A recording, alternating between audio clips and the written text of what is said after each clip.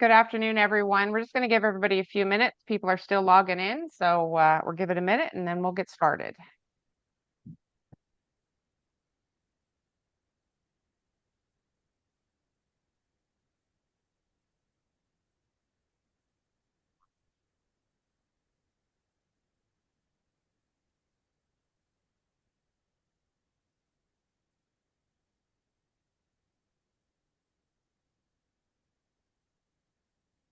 A few more people coming in.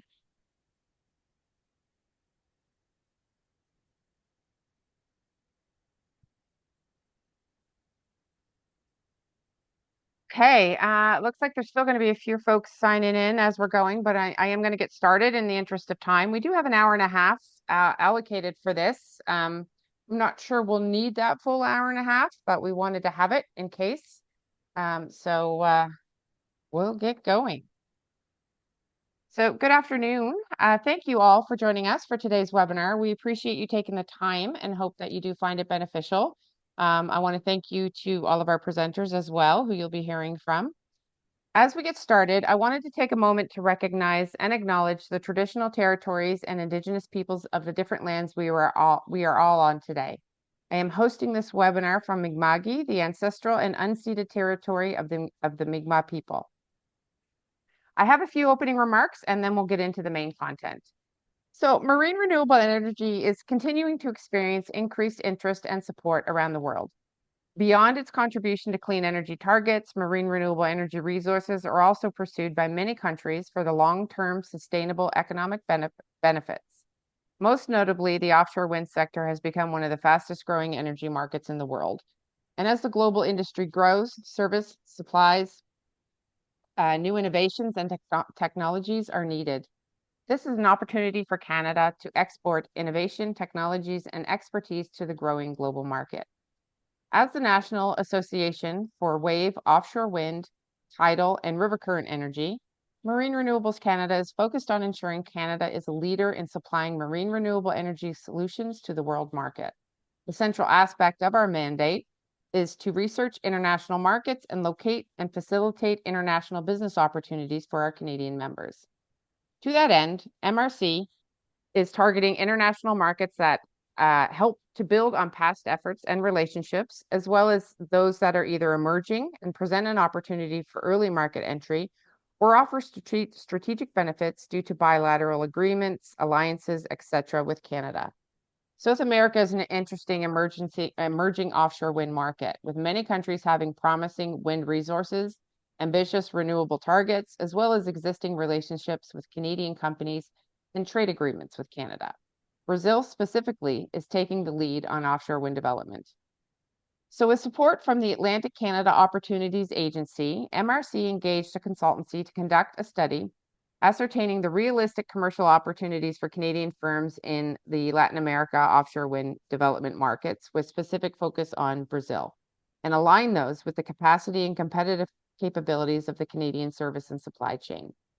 Today's webinar will provide you with an outline of the preliminary results of this study and then introduce you to a new tool created by the consultancy team, the Brazilian Offshore Wind Directory, and how Canadian companies can use this tool to support their market entry strategies by identifying potential partners, among other things. There will be time for questions after the presentation, and I encourage you to use the Q&A function for this. We will also be providing a recording of this presentation, along with a PDF of the slides, to all attendees afterwards. And also within the email that I sent to you, there'll be a link to a short intake form that will allow you to be included in and have access to the directory that I just mentioned. After the Q&A session, I will provide details on MRC's planned mission to Brazil, set to take place in June of this year. So just before we hear from the consultants, I would like to introduce Helen Belgrave, Consul and Trade Program Manager at the Consulate General of Canada in Rio, to say a few words. Helen. Super. Thank you so much, Amanda. Hi, everyone. Please let me know if you can't hear or see me properly, but I think everything's going okay. So good afternoon, and it's a great pleasure for me to be here to meet all the companies in your association. My name is Helen Belgrave. As Amanda said, I'm the Trade Program Manager at the Consulate General here in Rio, or in Portuguese, they say Rio. The R is an H. I foresee a team of 6 trade commissioners and trade commissioner assistants, and we cover from here, of course, energy, oil and gas, mining, creative industries, and education for all of Brazil. I'm very happy to have a chance to interact and speak to you guys a little bit because we will see each other in June, and also because the Trade Commissioner's Service is really the Government of Canada's support to Canadian businesses globally. Those of you who are not maybe familiar with the TCS, we are here to provide market intelligence and insight specifically. We provide relevant contacts and we problem solve with Canadian companies doing business globally. And in Brazil, we have trade commissioners in all 3 of our missions. So that's our embassy in Brasilia, our consulate general in Sao Paulo, and of course, our consulate general here in Rio. So, like anywhere else, successfully exporting to and doing business in Brazil, which is, of course, South America's largest economy, comes with a lot of opportunities, but also requires a lot of persistence, knowledge, and relationship building. There are some very complicated regulatory systems at the federal, state, and local levels, especially given how vast and diverse Brazil really is. I think that's something that maybe, even though we as Canadians appreciate very much a large, diverse country geographically, economically, and socially, sometimes companies and people are surprised by that in Brazil, just how big the country is. There's uneven infrastructure and development, which can increase costs and delays, and of course, difficult public procurement processes that are all challenges. I think while there's a lot of opportunity right now in offshore wind development as an early entrant, and with the legislation in Brazil being finally approved, all of these issues will come into play at some point as obstacles. But I think as an early entrant, you have a better chance of working through them. So, and I think as a comparison, I was a trade commissioner in China in the past as well. I was posted in Myanmar, and I would say that a lot of the challenges in the like-minded BRICS countries, economically at least, are quite similar. So if you're used to doing business in China or in India or in South Africa, you'll see some of the same things here in Brazil. But the point is, the Trade Commission Service is here to help and guide you through it all.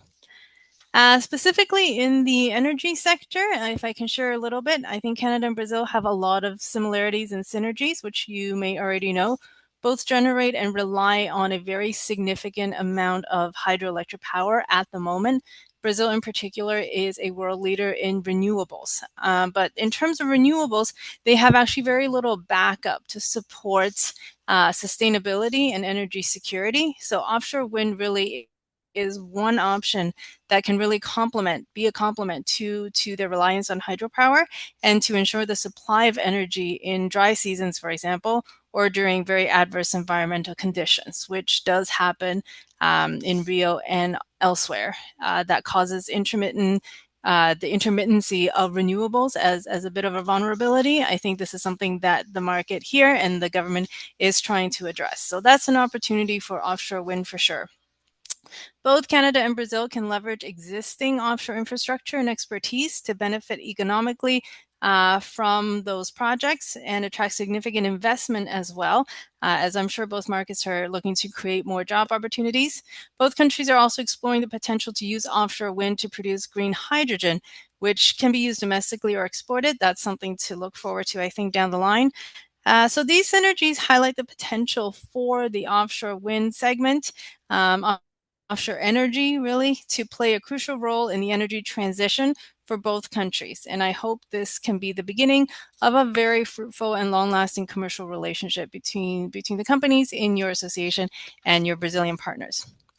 So finally, I'm really looking forward to, and all of us here at the consulate is looking forward to welcoming you to the Brazil Offshore Wind Summit in Rio in June.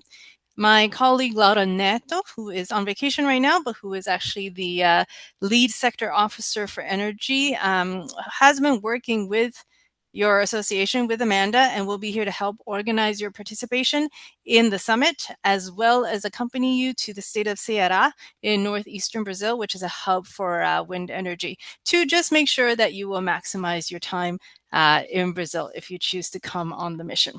So until then, I'm very excited to hear the presentation as you are and to learn more about the sector alongside everyone else. Thank you very much. Thank you so much, Helen.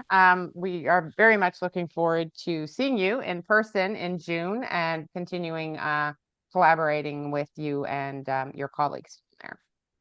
So now I'm going to pass this over to Bruce Cameron with Invigor Policy Consultant. He's the lead consultant with the rest of his team, and he will provide some of the main content and the information you're looking for today. Bruce.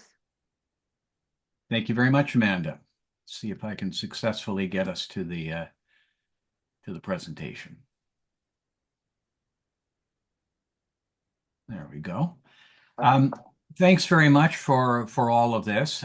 Just will want to acknowledge that Invigor Policy Consulting has done a number of these kinds of supply chain opportunity studies for MRC.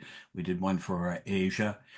We've done some work in the United States and now in Brazil and Latin America. Through this project, we've had a considerable amount of additional expertise. Our colleagues who are from Brazil, Mateus and David, have presented us with a wealth of information supported by Milad Shadman at University of Rio. We've also had expert consultants from other jurisdictions in South America have been using the network that we've built up over the years through the Pan American Marine Energy Conference. And we have been able to get a lot of information on what's going on. I also want to say that I've been very much supported by Dana Morin and Andrea Pell in support of research on this particular project. The project has been around a study of opportunities for supply chain companies in Brazil and Latin America. And our findings are all in a report that is now in interim draft or first draft and is to be completed in the next couple of weeks and will be available to MRC members. What we're going to try and do today is just give you some highlights of it, an opportunity to ask questions, but we will have much more information in depth in the report itself to come. What we found generally in looking across South America and even into North America through up to Mexico and through the Caribbean is that really Brazil and Colombia are the leaders in offshore wind development. They are the ones that are both large jurisdictions and with the greatest government leadership and determination to move forward. And that's based on the fact that we've really now got a licensing round that's underway in Colombia, where the allocations for space for development of offshore wind is expected to be completed later this year. And now that Brazil has its licensing regime in place, we now expect in the months to come all the implementation of that with a licensing round launched later this year or at the latest early next year. We've also found that there are many opportunities for Canadian companies. I want to note that a lot of the companies on this call, or at least some of them, have been involved in markets and opportunities and partnerships in Brazil for a long time, based on offshore energy. In this case, petroleum, leading to now wind, and it's based on those kinds of connections and partnerships that really lay the foundation for work to be done in Brazil now in renewables. What we're basically finding is exactly what Helen had noted. There are opportunities at each stage of the supply chain development, and there are opportunities for those who get in early to become early strategic partnerships, and long-term commitment is really essential. We also note that in our work and our studies that we have discovered that in the rest of Latin America, there are emerging opportunities, although they're not in the same stage. But if for those who can invest, there are really early opportunities to get involved there. And I would also note, although it wasn't a core part of our study, we did a little bit of noodling on the Caribbean as well, and noted some very interesting pockets of activity, particularly in places like Bermuda and Turks and Caicos Islands, where in Turks and Caicos, they are actually about to start launch into a commercial bankable assessment of the resource for offshore wind in the Turks and Caicos, because many places, same thing. Once you run out of land or your land is too valuable to be used for energy production, people look to the sea. The business case for Brazil is really quite compelling. Inside the country itself, it has a strong commitment to electrifying all the things that are now driven by petroleum. And it's very much in the same kind of track as Canada. There is a commitment to renewables, there's a commitment to electrification, and it's because they are beginning to run out of land onshore, or they can see that they will be running out of land onshore, that they're being driven to the offshore. And the coastal proximity of offshore wind resources close to the big metropolitan areas provides for a really great opportunity to align the need for electricity with the opportunity for electricity. And they also are building on, like Canada, have become, they have a very sophisticated, robust, technology-rich offshore energy supply sector already dedicated to petroleum, where many of the people and businesses can now turn to renewable energy. And as a global developer in that area, they've got a lot to offer to their own supply chain. They've got a lot to offer to our supply chain. And what we found by speaking to people is their interest in not only Canadian companies going to Brazil to be able to find partnerships and opportunities to do work there, but also there's an opportunity to work with Brazilian firms who may be able to provide technology and supply chain opportunities back into Canada as our offshores develop. And I don't think it's can be said too often that the parallels are very much the same, that we're all working on very much a similar timeline.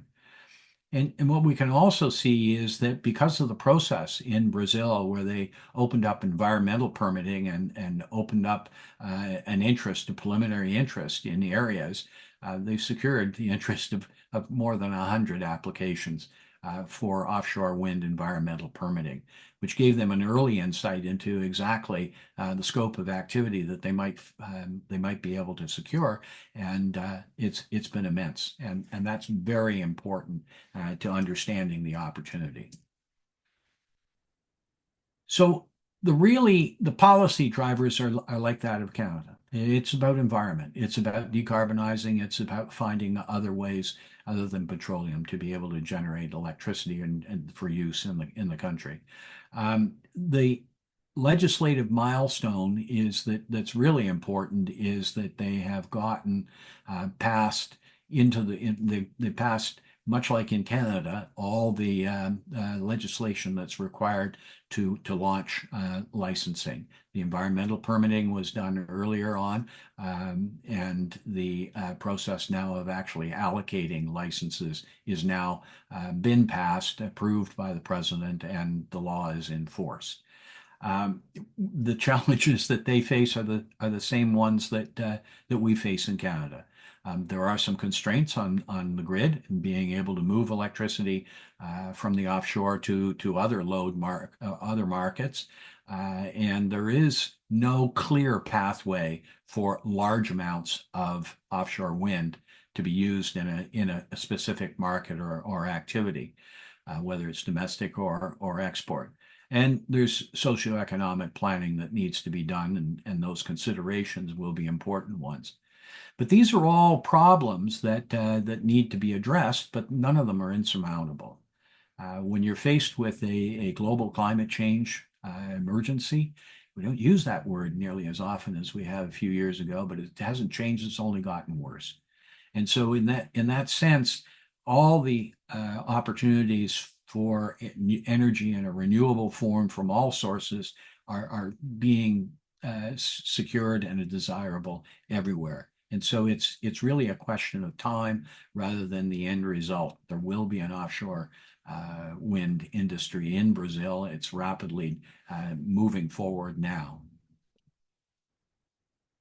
And one of the things that I think is important to note for some of the people on this seminar is that in that licensing regime that has been just passed into law, is that there's a good amount of funds that are going to be available from the licensing fees to go to communities and municipalities. They're looking to support supply chain development, job creation, research and development, and some of the social change impacts that will need to be addressed as they develop the industry. So Brazil has a long range and supportive policy development that's being implemented now through the licensing revenues. The strategic collaboration between Canada and Brazil, again, Helen noted many of it, and as I noted, that we've already got well-established links, deep historic trade relationships. A Canadian company, Brascan, has deep roots in the development of Brazil's hydroelectric, and formed eventually the basis of a very large Canadian international company under the umbrella of Brookfield. Those kinds of relationships have also developed in very practical kinds of relationships, for instance, between the Brazil-Canada Chamber of Commerce. And our report goes into some depth of the kind of links that are there in Brazil. There's an Atlantic Canada group within Brazil's Canada Chamber of Commerce. And we're looking at the areas at each stage of the industry. We're looking at the supply chain in Canada, characterization of it, and so on and so forth, and the same kinds of classifications that are involved in the Exodus study, which we're part of that in Vigor, is showing opportunities and different kinds of opportunities at each stage, and you can assume that if your company is involved in any particular stage, that the opportunities will emerge, partnerships either for business there or for business back home. The resource and environmental technologies and research, that is the early stage kinds of things that are now open opportunities for those who can find partners and share experiences and technologies. One of the things that we were advised very early on is that you may be surprised at how sophisticated the technologies and the work that's going on in Brazil. You should be pleasantly surprised. But what it does mean is that those kinds of partnerships can be at the highest level and the strategic level, and opportunities to share wonderful experiences and wonderful opportunities to collaborate as we take the same pathway at the same time for potential global work as well. Infrastructure, port upgrades, those are the early things that are facing or presenting opportunities in Brazil today. And with that in mind, those are the immediate ones, but there's more to come in each stage. And what we're doing here, did I skip something? Was that? Yeah, okay. Just to move on to the rest of Latin America for a moment, is that as I noted, Colombia is already in the business of taking bids from companies. It's selected the companies that could be part of the bid rounds, and now looking to allocate company interests within certain what they call prisms, I think, is blocks of land offshore Colombia, a lot of it to the west and north of the country. There are really, that's the next up opportunity after Brazil. There's also longer term opportunities, and we look specifically at Chile and Uruguay. Costa Rica. They are in the early stage policy work and legal frameworks are under development. Uruguay may come out of the gate faster if they can build the case for a market offtake, and they're looking at hydrogen as a possibility, as is everyone. The development of the hydrogen sector and the pace of that development is going to have a major impact on how many countries in the Americas look at the development of offshore wind. And I would note that in many cases, it's going to be a matter of not only global demand and global direction for hydrogen, but it'll also be a matter of whether there is sufficient land-based wind first. Because what we're seeing is that the lowest cost energy is still being needed for long-term development of hydrogen at this point. Later on, offshore wind will play a significant role, no doubt, but the pace of development of the market for hydrogen is affecting almost everyone who's trying to rapidly develop a wind resource for export. In the Caribbean, I noted earlier in the introductory remarks that for those who have got significant linkages with the Caribbean, there is an opportunity in Canada for early engagement and in some cases very practical. Bermuda is well on the way. Their latest integrated resource plan about to be finalized includes offshore wind by 2028, that they're out in the business of developing projects at that point. So these smaller opportunities scattered in our nearshore, near neighbors, historic connections in the Caribbean probably shouldn't be ignored, and there will be opportunities to do something about that as well.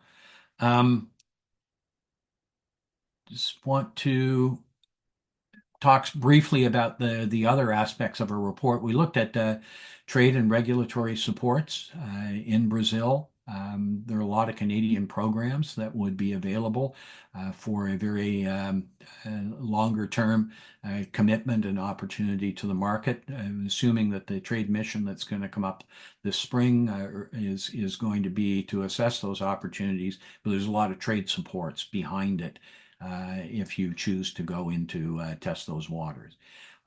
The Brazilian policies in place are also documented, and the details of the tax regimes and financing regimes and best practices on partnerships and trade relationships. They're all in the report, and you should be looking forward to having some light reading for you. Nothing comes easy, and if it did, then everybody would have already been there first. There are the kinds of things that you would expect in any country. Some of them are a little more complex than in others, but there's always regulatory complexity, particularly in a federal country. There are states as well as a national government. And if Canada can't figure out how to deal with that, then nobody can. There's also long timelines and uncertainty that is associated with that, but no different than what we face here in Canada today on the offshore. Many a slip, cup, tip and lip is a reality on anything that's looking 10 years out before you actually start producing electricity. If you start opening up a regime today, you're looking really at a decade. And you only have to reflect back on the past decade to know how much tech change and market change and global changes, geopolitical disasters and wars. Everything can happen there. But for those with the far-sighted strategy to get into markets, get into it early, there is a great opportunity here. And so those strategies to take advantage of that lead time is to build those local partnerships, find like-minded companies, and we have a tool coming up, and be able to leverage the kinds of richness that we've been able to pull together through the directory, and engage with local advisors. There's a very practical matter is that the national language in Brazil is Portuguese. Many people speak English and speak English well, and I'm very proud to have partners on this project who fit that category. But not everybody does, and there's a lot of respect that comes with being able to speak with assistance to your partners in the local language. And so what I want to do here now is just segue for a moment to our partners in Brazil who have helped and developed for us a database directory. And I'm going to let them take us through what that directory can do and how we can use it as a strategic tool as well as a company matchmaking tool. And Mateus and David, you can take it over from here, and you just say next slide, and I'll change it. Thanks so much, Bruce. Thanks for giving us the word. It's been a great pleasure working with you from MRC and Envigor, Dana, Amanda, now Ellen and the others. It's been a great work working for this directory. So guys, for those who don't know me, my name is Matheus Noronha. I'm head of offshore wind in Abeolica, and I'm also a PhD in postdoctorate scientist in cooling technologies. I've been working for Abeolica for 10 years. And I also have here my friend, David Casimiro, who's supporting me in this work, me and MRC and also Envigor. So David, if you want to introduce yourself, please feel free. Thank you, Mateus. I'm glad to be here with you and MRC team and also Envigor. I assisted this project with technical support in building the directory. So Mateus will be conducting the presentation, and I'll be here to answer questions that may arise during the meeting. Okay. Thank you, Mateus, one more time, and I pass the floor to you. Thanks so much, David. So let's jump to the next slide, Bruce, if you can, please. So guys, I have 10 minutes here to give you an overview. What is the Brazilian offshore wind directory? How this technology, this tool can support you engaging with partners and new companies in Brazil. And then I'm gonna do a summary and talking about some next steps about updating this technology and this tool. How this tool can in fact support you during your research and during the decision making for going to Brazil and exploring opportunities in Brazil and the offshore wind energy market. Let's do the next slide. Okay, so first to start talking about what is the Brazilian offshore wind directory, 4 points are important to be clarified. First, this is a tool that is supposed to be a tool for being a strategic database that brings together key organizations and supports you with researching and searching about companies in Brazil. So we divide this into 7 different categories. These different categories are related to companies, institutions, and different organizations across the supply chain. We will gonna explain what are these categories, but you do also have in this database information about some programs, financing programs that you can find, technology centers. We're going to show you in the next slides. But it's important to understand that this directory was validated by industry experts. So we talk with many different people in the Brazilian sector to validate this technology and have for you a big list with different companies so you guys can match your interests with what these companies are already doing. And another important point is that this was aligned with the MRC supply chain directory classification. So it will be easier for you guys to search for the main capabilities and the classification that you guys are already familiar to, okay? So these are the 4 points about what it is or directory. We're gonna talk a little bit more in next slides. So how can this directory can help companies? So we highlight 4 points for you that this technology can support you, but mainly support you with the entry strategies, identifying potential partners. So you guys gonna see what are the main companies in different areas, environment, infrastructure, port infrastructure, development of projects, So the idea is you to find this type of companies in the directory and can filter in your interests, but also offers you an insight about the different roles that these organizations have during the process of building a wind farm, building a connection in Brazil, or even to check and make research about the environment in Brazil. Also, this is a tool that has aims to promote international collaboration and support you guys with the decision making to see how we can manage the capabilities we have in different countries like Canada with the capabilities that we have in Brazil, resources, and the companies that are already working not only with offshore wind but also with onshore wind. One interesting thing that is good to mention here, Bruce, is that Brazil is one of the biggest markets in onshore wind too. So last year, Brazil was the third country with more capacity installed of onshore wind, and now Brazil is moving to offshore wind. So that's why we already have a well-structured supply chain, and most part of the companies you guys will check in this directory, and also companies that showed their interest in the last 5 years in diving into offshore wind energy market. So we can go to the next slide, please. So these are 4 points how Brazilian offshore wind works. First, identifying the key companies and understanding their roles and activities. Gather detailed information and contacts from these companies and organizations. So if you guys want to know what are the main contacts, you guys will find in this directory. And also analyze categories that you guys already are familiar using interactive maps. So if you guys want to know how many companies we have in different different areas and different states, you guys will find in these interactive maps. And use use this tool as a tool for searching what are the main capabilities that we already have in Brazil and what are the capabilities that we can fulfill in the gaps in the market. So these are basically some characteristics of this directory and how it can support Canadian companies and international companies seeing new opportunities in the markets in Brazil.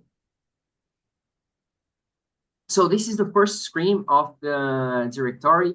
You guys can find here the 7 categories I mentioned for you. So we have categories related about wind energy suppliers, maritime suppliers, government authorities, financing and funding, associations and supporting associations and other organizations that support the role of the associations in sector, universities and educations, and also technology centers. So if you guys click this, you're gonna see the many different types of companies. One important issue to mention here is that this technology will be supported by technical experts. So if you guys want to know this information, you guys can ask looking at these categories, and we will have all the list. And to understand a little bit about methodology, we insert a button called methodology, and in this button you guys can find the criteria that we selected to select the main companies that are part of this directory, and then to see and check the interactive maps, just click the button in green, and you will find the different institutions that are mapped, and what are the main states that these companies are, and what are their roles in this scenario of offshore wind energy. So if you guys want to look for capabilities or different capabilities or different keywords like geophysical services, you can you have a search box there, and then you just can type, and it will appear all the different companies about geophysical services or another keywords that you guys are looking for. Another thing, if you look for these companies in the different tabs that you saw in the first screen, you guys will check for these different parts. We have the brief analysis from these different tabs, which you can see here in the maps and the graphs here. What are the main capabilities we have in these different areas and different tabs that you guys will search for. So you can use geophysical services, but if you want to search, for example, keywords like infrastructure, you will find related activities that these companies does too. So if you can move to the next slide. It works for companies too. If you want to search for companies, for example, Fugru or Blue Water Shipping, you just can type down the name of these companies in the button box, and you guys will find these different companies and their main activities and capabilities. So you guys can use the main capabilities, but you guys can use keywords to try to search about activities and descriptions, and you will find the companies that are working with these activities and what they can offer to the market. Okay, the directory also has different technology centers and universities education list. So if you guys want to know what these institutions and organizations are doing, you can search not only in the button box, but also in the main button of the first screen. So you just click there and search about research keywords related to offshore wind or about different topics, and you will find all technology centers and universities that are working with this. It's important to mention too that as long as we have another part of the tabs selecting programs and financing institutions, you guys can find financing institutions that are supporting also these technology centers. So you just use the keywords in the button search, and you will find the different companies doing the different activities focusing technology centers and universities and education too. So guys, here are some summary and next steps about this directory. This directory was made to support you to understand the key stakeholders of offshore wind energy in Brazil. It has the role to be aligned with the MRC supply chain directory and support the matchmaking with different companies and support you guys making business. This directory will be supported also by technical experts. So if you guys need the team from probably the team from Envigor and MRC will be here supporting with the research. And the idea of this document is that this project is being updated frequently because we have many companies and many different companies announcing their interest in offshore wind. So as long as we have the law in place right now in the beginning of the year, a lot of companies are starting making their own movements to start working with offshore wind. So this directory will be updated as soon as these companies are joining, and you guys gonna have a huge list of companies that are part of the offshore wind energy market. So these are the main parts, Bruce, and I would like to give you back the words for you and your team. Thank you very much, Mateus. David, it's been a fantastic experience for us working with you guys, and the relationship isn't over. As we noted, this will move into the trade mission phase after we complete our report at the end of the month, and we will be there helping Amanda and the mission team. For all those who do sign up, we'll start working away with the database to discover the directory, to discover all the potential relationships, areas where you don't seem to have very much competition there now. That's an opportunity. You have lots of competition. There's an opportunity to engage with them. So we'll be continuing to provide that strategic advice and support and the use of the tool over the next while. For those who are technically minded and want to create their own adventure and explore the tool, that's fine. But for a lot of you, it'll be a lot easier to kind of put it in English and let us do the, shall we say, the non-artificial intelligence of finding you partners and work as part of the mission. So the next steps is in the report is we've got a series of recommendations One is to develop a multi-year trade development strategy that's going to be based upon more of these webinars and trade missions and opportunity exploration, both in Latin America and elsewhere. And in the Latin American and Brazilian area, we've referred to a couple of times the June conference in Rio de Janeiro. In June 10th and 11th, I believe, are the dates. We'll just confirm all of that shortly, and the mission will continue on from Rio there. PAMIC 2026 is another natural extension for a multi-year strategy. The Pan American Marine Energy Conference that Canada helped found about 8 years ago now is in Rio in April of 2026. And so you can develop a strategy that says, we'll see you in June, and then we'll talk over the next while, and we'll come back. And that's an important part of building a really solid relationship. There is also the Caribbean Renewable Energy Conference that happens each year out of Miami and attracts people from all over the Caribbean. It's a good opportunity, and we'll be discussing with Amanda how we can use some of the information that we've developed through this study to benefit companies interested in putting their toe in the water in the Caribbean. And very much building on the directory tool. We are going to add people who have signed up for this seminar and for the trade mission. We're going to add them into the directory so that we can start doing some really solid matchmaking. This tool can potentially be added in other jurisdictions. So it's from a trade commissioner point of view, Helen, this may be a tool and a project idea that can be expanded to other sectors and other jurisdictions. And also, we acknowledge that it's a pretty complex interface right now. But subject to funding being available, we might be able to create a more user-friendly kind of interface on that. So there we are. Think of this as short-term benefits, but mostly about building long-term relationships. It's no different than Canada. Offshore wind takes time. And our expertise and history position us for partnerships and work with companies and organizations in Brazil.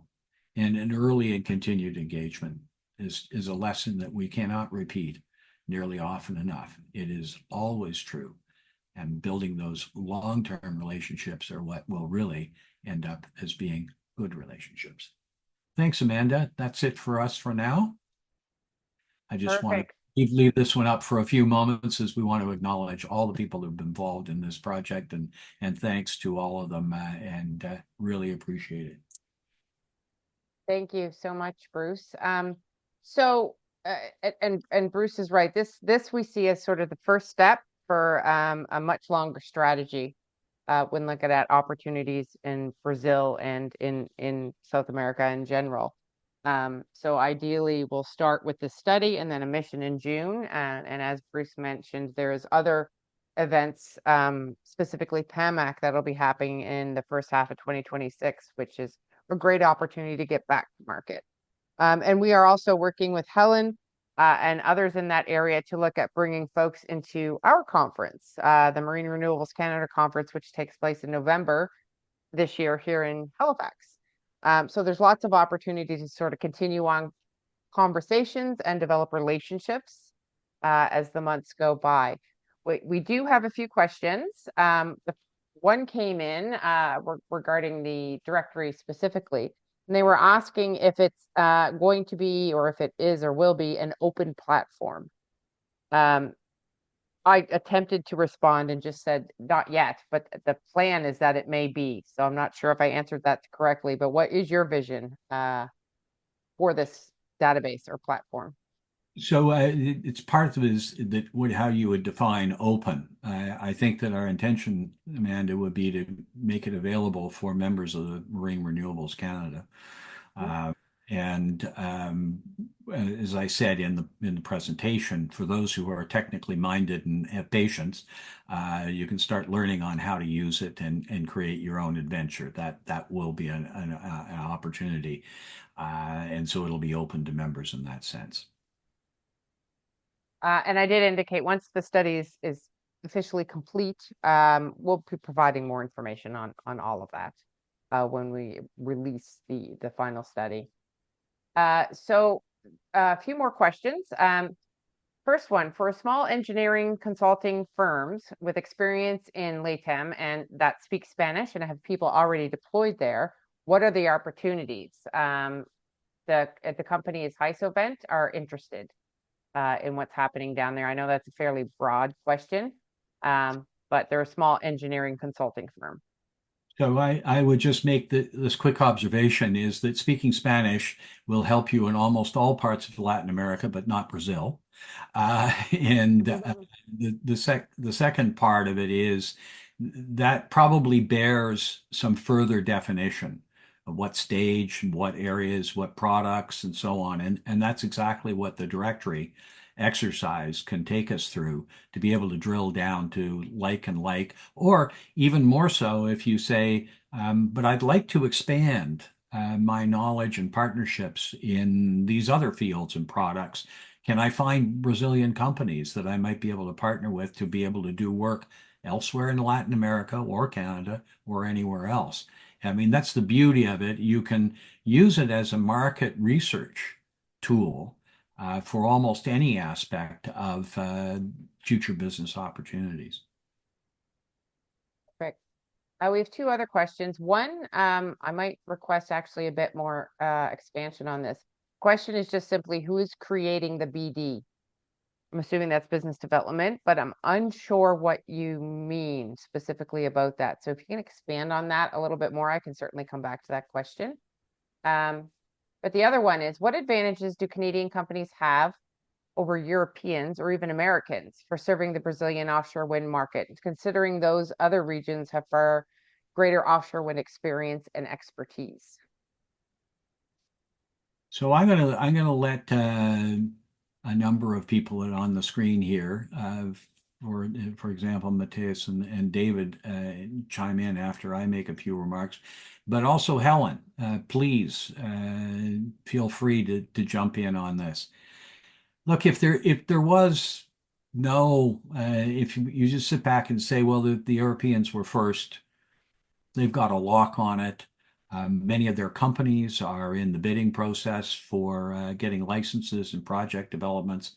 If you sit back and say, well, there's no point for Canada to step out and look for opportunities here. Quite frankly, we're in one of those periods of crisis times where we'd better start looking for other markets, regardless of who else is in it. And the other part is there's a lot of business to be had. There's a lot of work to be done. There's 100 companies that are looking, there are 100 opportunities that are being defined today for hundreds of gigawatts of electricity. And in that world of plenty, there's going to be shortages. In that world of plenty, there's also going to be many opportunities for companies that have niche expertise and competencies, companies that have already been globally competitive. We've already seen in parts of our supply chain, particularly in technologies and sensing, monitoring, resource assessments, and so on. We've got existing strengths where we're already competing with those European competitors.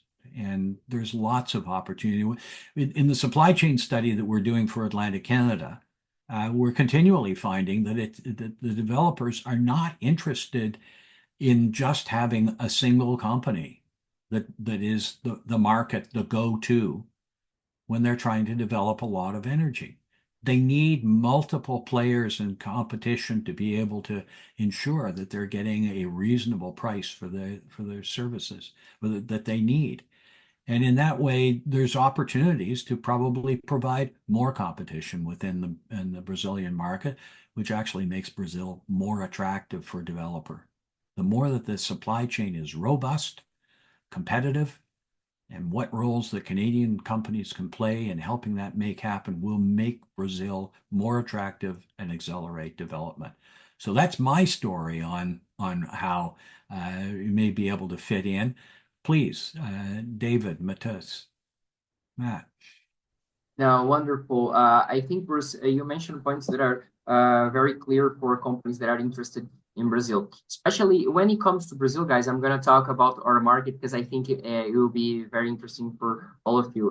Brazil has a huge potential when it comes to offshore wind. We have around 1.2 terawatts to explore of offshore wind when we consider deep waters. So it means that we already have expertise in onshore wind. It's around 35 gigawatts of capacity installed, but we also have a lot of work to do for offshore wind, especially when it comes to port infrastructure, maritime suppliers. And right now, the governments are preparing all their policies and all their activities to receive this different supply chain and support the international market. So there's no, we say here right now in Brazil, especially people from offshore wind say, there's no way out to do the energy transition forgetting the sea. So we have to move to the sea. This is a new frontier for energy transition, not only in European countries because they are exploring the sea conditions, but also exploring the land conditions, but also exploring the sea conditions right now in the south part of the world. So we have natural resources, good wind, which is very interesting for investors here. Helen, is there anything that you want to add to that? Sure. I think the message from the Trade Commissioner Service is very similar to yours, Bruce, and to Canadian companies in general, is that we have to compete. Why wouldn't we, right? But I think to be more practical. So actually, this is a question much better posed for Laura when she comes back, our lead sector officer. And this is good. It's a good question for us to take note of because we keep our eyes and ears peeled to the ground to see what the Americans, the Europeans, and to a certain extent the Chinese are doing here. Because sometimes you have companies that will be front runners or experts, but we talked about the long-term building of relationships. We talked about knocking on a lot of doors, and it's not always the case that they will have the support and help of their consulates or their governments here, which I think makes a difference. We are certainly here to try to gather intelligence for you and to problem solve. But I think the message is exactly as you said, Bruce. Of course, there's going to be competition, but also that there's quite often the case that Canadian companies have a very niche technology or a very niche expertise that we don't see in the bigger players in many sectors, offshore oil and gas, onshore oil and gas. So I think you'd be surprised to see who your competitors might be and how their staying power sometimes. The cost and time commitment and there's a lot of factors that I think every company will put into consideration. And it's definitely too early to say now to be overwhelmed by the potential competition. Great. Let me just close on this, Amanda. This is just business. International strategic marketing, anything like that. It's well-trod path of how you figure out how you can go into export markets and strategically be in a position to serve those markets with your products and services and how you approach them and who you approach. Maybe it's a matter of a small player in a Brazilian market that has a niche that's very much like yours, and together presenting a technology and service that is anchored by Canada and Brazil against a European big company. Maybe that's an opportunity. And anybody who's been involved in international marketing has developed their own strategies on how they try and find those markets. What I found is that on a lot of these trade missions, you learn a lot from the people that are on the mission. and you learn a lot about business. You learn about opportunities back home too. But in any case, it is a matter of if you don't start, you don't probe, you don't look, you can't you can't secure any opportunities. And so it's worth doing it. And in a country like Brazil, where there's already well-established profile, connections, and assistance and interest, that's as good a place to start as any, particularly because we are at the same starting point right now. Amanda? Perfect. Thank you. So I had a bit of clarification when they asked who was creating the BD. I think they meant to say DB, meaning database. So it was it was created by Mateus and David with Invigor. Mateus is with Abiolica. That may be the question. So Abiolica, if folks don't know, is the Brazilian Association of Wind Energy. So yeah, it's a great group, and we're excited to be working with them as well too. So And quite frankly, they're working with us as individuals, but Abriola is continuing to enhance the database itself, and so that keeps it evergreen, because that's one of the dangers of setting up any database or directory. Within 6 months, it's out of date, and that's one of the advantages. Is particularly in this time of now renewed interest that Matt referred to. The law has just been passed, just signed into law days ago. And so now everyone is saying, oh, okay, looks like a real opportunity. And so they're going to be joining and adding to that database between now and the time that the mission arrives in Brazil. It's at a brilliant opportunity point of everybody's going to be kicking the tires, putting their toe in the water. I guess toe in the water is the more appropriate analogy. But the directory will be kept evergreen, and that's really important. And then we'll be updating it from a Canadian perspective as well. Yeah, perfect. if Yeah, go ahead. if you allow me to say, Amanda, this is the right moment for creating this directory here, because companies are moving so fast, because we have signals from the government that the sea leasing rounds probably gonna be released till the end of this year. So I'm giving you spoilers here, but that's the idea. That's the idea for till the end of this year. So I think you guys received this directory in a right moment. Yeah, I agree, and I think the study and then the subsequent mission, it's good timing for both countries, to be honest with you. So because we're very much in similar stages.